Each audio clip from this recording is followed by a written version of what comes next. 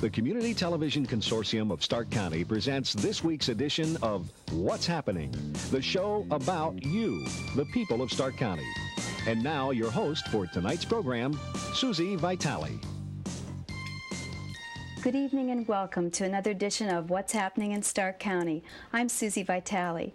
Our first guest this evening is Leonard Washington, who's from the Stark County Community Action Agency, and he is the Youth Intervention Program Coordinator.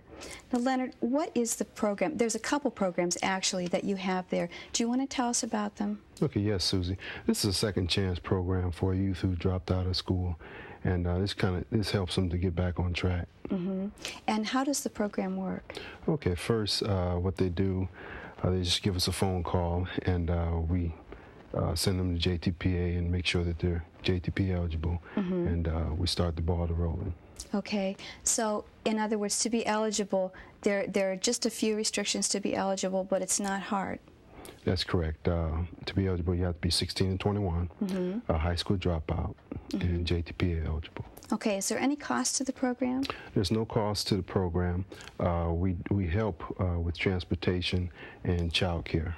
Okay, so that's really great. So even if someone doesn't have a way to get there and back, or they need child care, you help out with that? That's correct. We provide bus passes for the ones that need it, and we also help with the transportation to classes, to GED classes also. But you have to establish a good attendance record before we get the bus passes for you. Okay. Now, how the program works is they attend classes, is that right? Yes, the GED classes are 2 days a week from 9 o'clock to 1 o'clock at the Trinity Head Start building. That's over on Garfield. And what do they learn there? GED preparation to prepare them to take the GED test.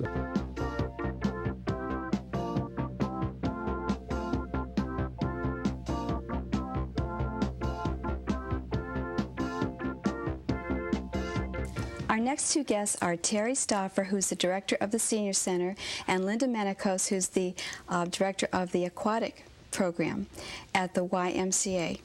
And Terry, first of all, there are a lot of programs that you have going on for the seniors. Would you like to tell me what weekly programs you have? Okay, well, it's all under one, which is called the Senior Center. And we have, on Tuesdays and Thursdays, we have our water classes and our senior exercise classes. We also have the arthritis aquatic class on Monday. On Thursdays we have basically the same thing. It's the senior exercise program and the floor exercise and the senior aquatic program. And then we have the senior social programs every Thursday afternoon. So this is it's all one package deal, so it's all part of the Senior Center. Do people have to register, or can you just show up? Well, we usually people come up, and they are allowed to come as guests and come free for one or two time visits when they see what we're doing and see what's happening. Then there is a registration fee. It's $40 a year, and that includes 5 classes a week and all the social programs, plus going on the trips with us and anything else that the Senior Center is doing. Okay, so for $40, and does that $40 you can join any time during the year? Yes, you don't have to join at a certain time in your date of. You just go from the time that you register at that month, and then it goes for an entire year for the registration. Okay, now Linda, you do the aquatic program, so you want to tell us about that? Yeah, I could tell you a little bit about them. I teach. In conjunction with the YMCA and the Arthritis Foundation, a exercise program in the water for the senior members of this community, since they're mostly the ones who have arthritis. Okay. What we're looking at is a program that's in a pool that's roughly 86 to 88 degrees.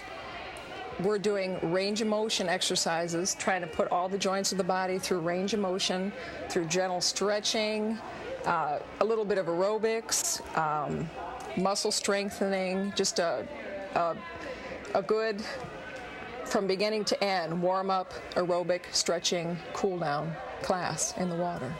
Linda, why is it so good to have this program in the water? Well, the idea behind water exercise for arthritis is that the heat of the water and the massaging effects of moving through the water help relieve the pain and the stiffness of the joints. what you're looking at is perhaps an individual up to 85 years old, which we have many of. Oh, that's doing great. a nice tall leg lift in the water. On land, they wouldn't be able to lift it. They might lift 2-3 inches. In the water, it's all of a sudden they're dancing, and they love it. How long are the classes? What's the length? The classes of are time? 45 minutes long. And about how many people are in the classes? Our classes have become so big that we've had to make a split and have a beginner and advanced arthritis class in the pool. We have roughly up to 40-45 people now between the two pools. Okay, now, what is the number that people could call if they're interested in joining the senior program? 456-7141. Okay. And they just ask for membership, or they could ask for the senior. The Community Television Consortium of Stark County presents this week's edition of What's Happening, the show about you, the people of Stark County. And now your host for tonight's program, Susie Vitale.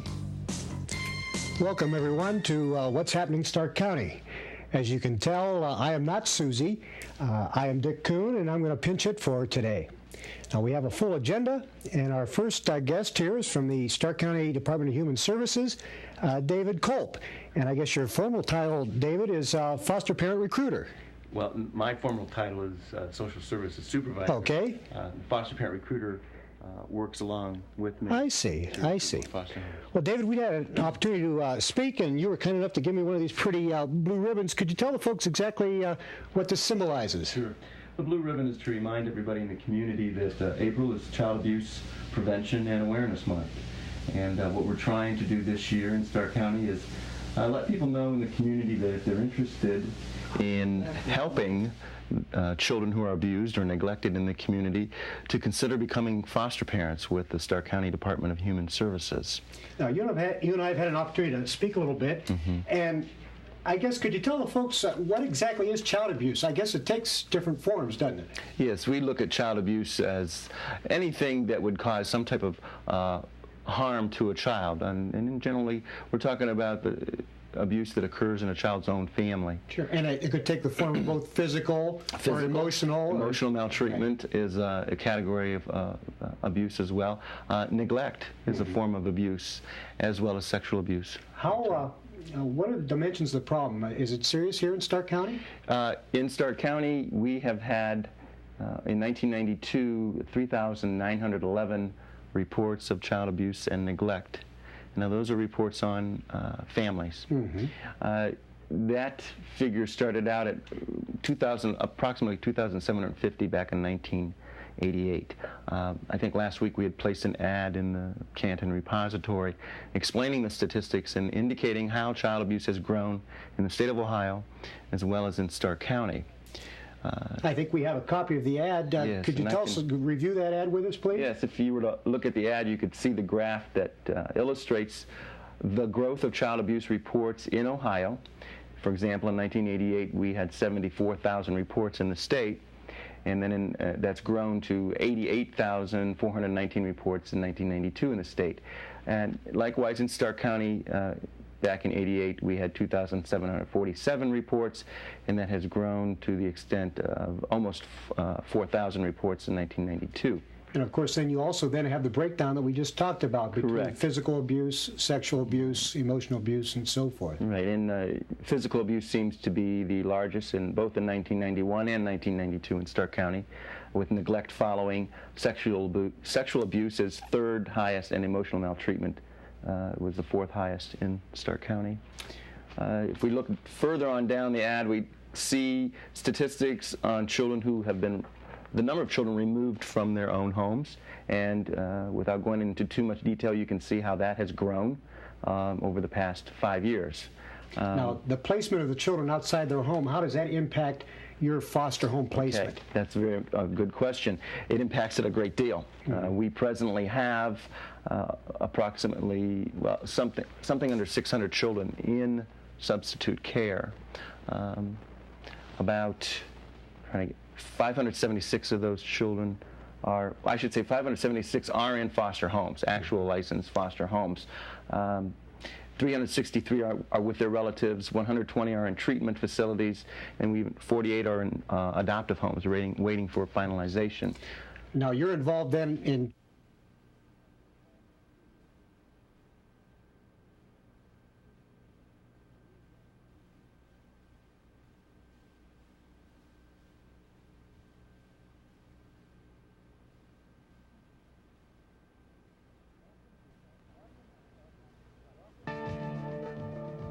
Welcome to Stark County Reflections, a program about the people and the nonprofit groups and organizations that they represent.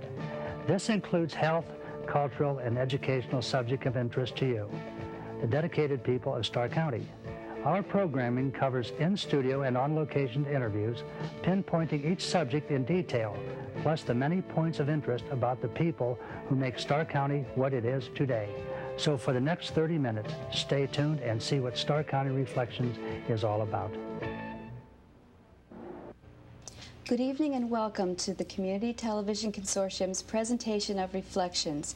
I'm Susie Vitale. Our program tonight is featuring the Canton Christian Home, and our first two guests are Larry Burgett, who is the Director of Development, and Robert Walther, who is the Administrator of the Canton Christian Home. Now, Robert, how would you characterize the Canton Christian Home? Susie, Canton Christian Home is a continuing care retirement community, a not-for-profit organization that's located at 2550 Cleveland Avenue Northwest. Now, a continuing care retirement community enables people to come in at a independent area of the home, an apartment or a residential with living type accommodation. Then as their health needs change, we have assisted living and nursing care that's available so that they'll always be able to stay at the home from the time they come in and have their needs met. Okay, now Larry, could you describe, there's a lot of different ways people can live there. There's a lot of different living arrangements. Could you explain some of the different living arrangements you have? In independent living, we have apartments. We have one-bedroom apartments, we have two-bedroom apartments, we have some efficiencies, and we have a couple studio apartments. And in those areas, the individuals can do their own cooking. Now, if they would like to eat down in our main dining room, they can contract for that too. But not only would they do their own cooking there, they would do their own housekeeping, take care of themselves independently. Reflections, a program dedicated to you, the fine people of Stark County. Our in-depth programming covers in-studio interviews and on-location stories about our nonprofit groups and organizations. Our discussions include culture, health, and educational subjects, plus points of interest about the people who help make Stark County what it is today. So stay tuned for the next 30 minutes and see what Stark County Reflections is all about.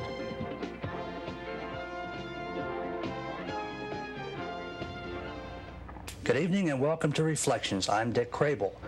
My guests this evening are from Quest Recovery Services of Stark County, and my first guests are Brenda K. Johnston and Hollis Neal. Brenda, how are you this evening? Fine, thank you. Brenda, your title is Minority Outreach Specialist, is that correct? Yes, it is. What does a Minority Outreach Specialist do? Well, the Minority Outreach Specialist goes into the community and network with different agencies to bring awareness on the drug abuse and let the community know that Quest Recovery Services is out there to help those who are chemically dependent on the services we offer through outpatient services. Kind of keeps you busy, don't it? Yes, it does. What is Quest Recovery? Quest Recovery Services is an alcohol and drug treatment agency. They offer different services to the community to those who are experiencing substance abuse. Primarily now, Brenda, are you just with Canton, or do you work with a couple other cities within this area also? I work mainly in Massillon. Mainly in Massillon. So otherwise, the Quest Recovery Services has like an office in, we'll say, Massillon, and one in Canton also? The main office is in Canton, and then we have... Ah, how do you do, boys and girls? You're looking quite delicious. I mean, delightful. You're looking rather delightful today. I was just rereading one of my favorite stories about the antics of my cousin Dmitri the Wolf, from the wonderful Russian children's story, Peter and the Wolf. Actually, in my opinion, it should have been titled The Wolf and Peter. But you humans are such big babies about these things, always wanting to be first. As you know, I myself am the star of several popular stories. The Three Little Pigs and Little Red Riding Hood are my favorites. Perhaps we can eat, or perhaps we can discuss those stories at another time. Today, we're going to talk about a different way of telling a story. Most people use words to tell their tales, and those words become so familiar that we begin all of our stories with them. For example, most stories begin with the words, "Once upon a time," and most stories end with the words, "That's right, and they lived happily ever after." Actually, that's a human point of view. I've never known a wolf yet who was happy at the end of one of these things. But, be that as it may, did you know that a story can be told using our feet? In fact, we can use our whole bodies to tell a story without ever saying a word. And when we take our feet and our bodies and add some music, what do we get? No, no, no. We do not get MTV. We get ballet. B-A-L-L-E-T. Ballet. A special form of dancing used to tell a story. Very soon, I understand that you and your classmates are going to take a very special trip to the Palace Theater to see Canton's very own dance company perform the story of Peter and the Wolf for you. Today, however, it is my pleasure to take you backstage so you can see just how hard the dancers work to prepare this dance story we call ballet. Ah, here we are at the studios of the School of the Canton Ballet in the Cultural Center for the Arts near downtown Canton. Let's go inside and see what's going on.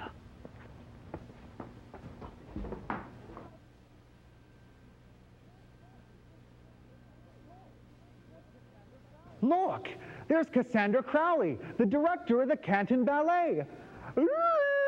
Miss Crowley, hello. Hello, Mr. Wolf. How nice to see you and your friends here today. Well, thank you for having us. Well, what are all these people doing? These are dancers, and they're warming up for class. You mean dancers have to go to school? They sure do. All dancers take class every day. There's a lot to learn and a lot we have to practice. In class, dancers learn the steps and movements that make up all of classical ballet. As you can see, they're working in front of a wall of mirrors. That way they can clearly see everything they do. Well, why are they all dressed alike? They look like they're wearing their jammies. Dancers wear a kind of uniform. Oh, you mean like cheerleaders and football players and marching bands? Yes, sort of. Well, why? They let the dancers and the teachers see what every muscle in the body is doing. They also allow free range of motion in all directions. Dancers wear tights with special long stockings that cover the legs, in pink for the girls and black for the men. And the rest of the body is covered in a special stocking called a leotard. Excuse me? A leotard must a what? Leotard, L-E-O-T-A-R-D. Leotard. You know, dancing's not just something we do with our feet. Dancers use their whole body from the tips of their fingers to the ends of their toes.